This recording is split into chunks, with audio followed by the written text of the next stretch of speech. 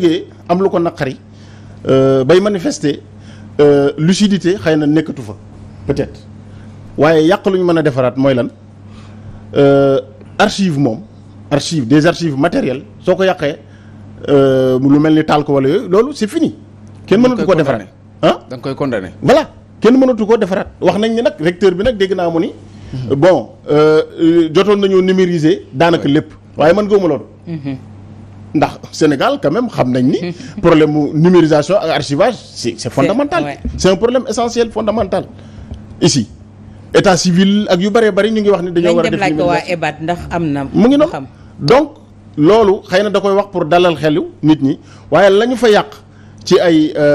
archives ak i documents loolu moom yaakaar naa ni la ca tàkk moom mënatuñ koo récupérer. Alors que archive matérielle dafa am solo. mémoire collective la mémoire université la boo xam ne bii moo njëkk ci réew 1957 boobu amaguñ sax indépendance. la ñu taxawal wax nañ ni archive yooyu 1957 la ba 2010 yu ci bari tàkk na kenn xamatul fu mu féete loolu moo tax ma ni booy yàq na nga yàq lu ñu mën a defar donte man pour man sama vision mooy dañoo nekk ci crise politique crise de système politique boo xam ni ñuy désigner ñi ñu jiite ak ni ñu leen di contester ak ni ñu leen fiy jëlee loolu lépp c'est un problème parce que ñi fi nekk dañ fiy nekkee dañ leen di fale noo xam ni ñu wëlbatiku nekk fi noo xam ni dañuy obligé ñun ñuy am ay réactions yoo xam ni boo boolee loolu lépp en réalité c'est une crise voilà crise de gouvernance crise d'autorité crise de contestation crise d'élection parce que ñun à chaque fois bu ñuy wax même dialogue bi sax point yi njëkk a wax élection la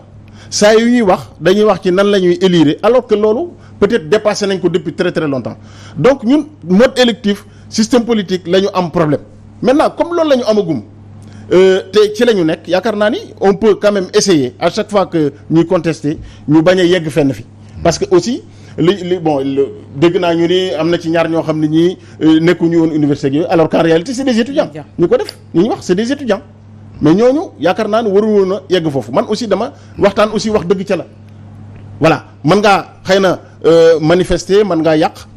bu yàq mënta ñàkk parce que dañ naan la boo yàqul boo taalul duñ la dégg mais yaakaar naa ni université ab jàngukaay Amadou Hampâté Bâ ma doon wax ni en Afrique quand un vieillard meurt c'est une bibliothèque qui brûle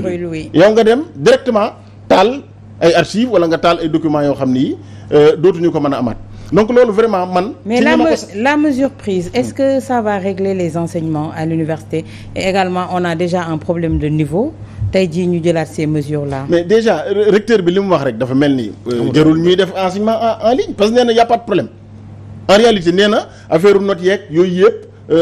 ils avaient pu archiver ça numériser ça donc yooyu yëpp amul problème donc man gisuma lu tax ñu war ni dañuy def enseignement à distance man gisuma loolu. est-ce que duñ ko collègue politique bi aussi bu fekkente ne xamuñu liy xewaat année électorale la wax nga ko étudiants yi war a demaat biir université xëy na leneen lu gën a garaaw mën na fa xew aussi est-ce que duñ ko mën a xoolee ci angle boo xam ne recteur bi moom côté enseignement bi lay gérer mais le ministre côté politique bi aussi daf koy gérer waale. côté politique nga wax damaa yaakaar ne nag njàng mi ak njàngale mi dañ ci politique mënu ci ñàkk parce que politique éducative day am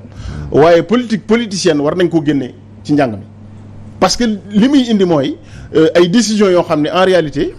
impact ba muy am doo am solo. parce que def kon yóbbuwaat leen fa bu manifestation matin ñu taalaat ko wala. non duñ ko taalaat non man yaakaar naa ni ñoom ñoo war a jël mesure yu tax. bu manifestation amee taal bañ am. d'accord man yaakaar naa loolu aussi bon s'ils ne sont pas capables de ça di jël mesure ni leen toog leen seen i kër di jàng. te ñoom njàng moomu daanaka mën naa bañ a am efficience ci seen cursus. ñu bari amuñu ay machines yu ñu jàngee connexion. internet amuñu ko courant boo xam ne Georges par rapport ak mesure bi ñu jël pour demander aux étudiants de rester chez eux déjà UVS traverse des moments suñu répercuté loolu si Cheikh Anta Diop UVS bis la.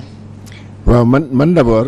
vraiment je condamne fermement ce qui s'est passé à l'université oui. loolu moom yaakaar naa képp koo xam ne mos nga jaar université rek mënoo ko rafetlu parce que boo gisee ni université doxee boo fa defee sa quatre ans jusqu'à la maîtrise mënoo ko rafetlu moi je me rappelle est-ce que c'était pas suñu première année vers les années 94 moo tax suñu grève bu métti bi nga xam ne gars yi dañu ay nit ñëw songu BU ne dañ koy taal mais ay étudiants ñoo taxaw jaamaarloog ñoom ne la doon ko def donc je crois que de la même façon yii peut-être ay dañu wax ay infiltrés dañuy ay étudiants ay nit ñoo leen infiltrés mais ils sont mal exprimés parce que bu ñu nee ils ont cité 2 personnes parce que tout simplement sur leur carte d'identité c'est né à Ziguinchor mais il peut être né à Tambacounda ils sont étudiants. Oui. Mais moi je suis de Ndiaganiao et puis voilà sinon est-ce que bu ma bokkoon dañu infiltré non ça c'est pas une bonne explication la bonne explication c'est que un étudiant vraiment sérieux qui soucie de son avenir mënul jàkkaarloo ak une bibliothèque mënul jàkkaarloo ak fi nga xam ne foofu la ñu denc ses diplômes même bu fekkee ne sax benn année la fa def benn certificat la fa am mu ngi ko fa denc wala muy jàpp ne sax moom mbokkam wala rakkam wala xaritam ay dijaasam wala ay bu soxlaa dara tey mën na fa dem ñu defal ko photocopie quelque chose comme ça mu jàkkaarloo affaire boobu di ko taal ça c'est quand même inimaginable maintenant pour la décision qui a été prise moi je crois que c'est une décision aussi qui a été prise certainement à la va-vite naam conséquences yi métti nañ parce que dégg naa naan kaar yëpp dañ leen a toj affaire yooyu fu mu nekk nii le personnel de l'université ñu bëri ñi nga xam ne doo doon jël bus yooyu pour ñëw léegi ils sont en chômage technique fi mu nekk nii ñu ngi seen kër donc enseignement bi mënutul continuer les enseignements peuvent plus continuer pour ces raisons pour plusieurs raisons parce qu'il va forcément falloir refaire des choses comme par exemple boo jëlee au CESTI par exemple le comment on appelle encore là l'amphithéâtre Eugénie Rokhaya Aw bi nga xam ne dañ ko taal fa ay yenn kii la case foyer du CESTI taal fa ay 4x4 ay bus le coude également forcément bon on ne peut pas se réveiller le lendemain et reprendre les cours parce que forcément di nga ne serait-ce que pour nga peinturaat ne serait-ce pour oublier sax le passage le saccage mais ce qui est déjà perdu maintenant les cours en ligne ça pose problème léegi yow am na étudiants yoo xam ne comme nee nañ leen vider l'université ñoom am na ñoo xam ne amuñu fi mbokk Dakar ils sont rentrés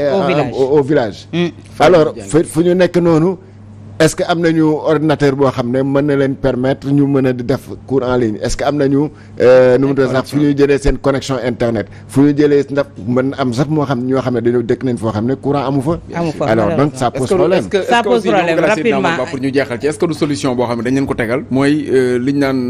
maanaam teg ko nii ne leen soit da ngeen koy jël wala leneen am est-ce que beneen boobu noonu la ñuy bañ a tudd moo tax ñu ne leen da ngeen di jàng cours en ligne buñ bañee peut-être ñu passer à la vitesse supérieure. mooy cabaxal ci benn rek tey